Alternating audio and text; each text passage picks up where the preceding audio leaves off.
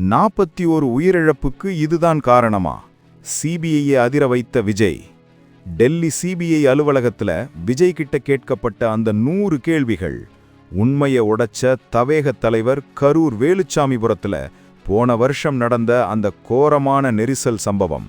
41 உயிர்கள் பறிபோன அந்த ரத்தம் சொட்டும் நினைவுகள் இன்னும் மறையல.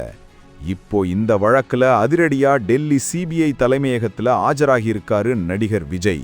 சிபிஐ அதிகாரிகள் அடுக்கடுக்கா 100 கேள்விகளை முன் வச்சிருக்கிறாங்க.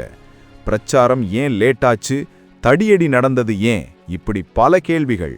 ஆனா விஜய் கொடுத்த பதில்தான் இப்போ தமிழக அரசியல்ல அணுகுண்டா வெடிச்சிருக்கு. நம்ம கரூர் மக்கள் மேல எங்களுக்கு அக்கறை இருக்கு, ஆனா போதிய பாதுகாப்பு கொடுக்காதது தமிழக அரசுதான் அப்படின்னு விஜய் நேரடியாவே குற்றம் சாட்டியிருக்கிறாரு. அவசர மருத்துவ வசதி இல்ல, போலீஸ் பாதுகாப்பு பத்தல, இது மொத்தமும் நிர்வாக தோல்வி அப்படின்னு சிபிஐ விசாரணையில விஜய் கொந்தளிச்சதா தகவல் கசிஞ்சிருக்கு. விஜய் பயன்படுத்திய அந்த பிரச்சார வாகனத்தையே சிபிஐ ஆய்வு செஞ்சிருக்கிறாங்கன்னா பாத்துக்கோங்க.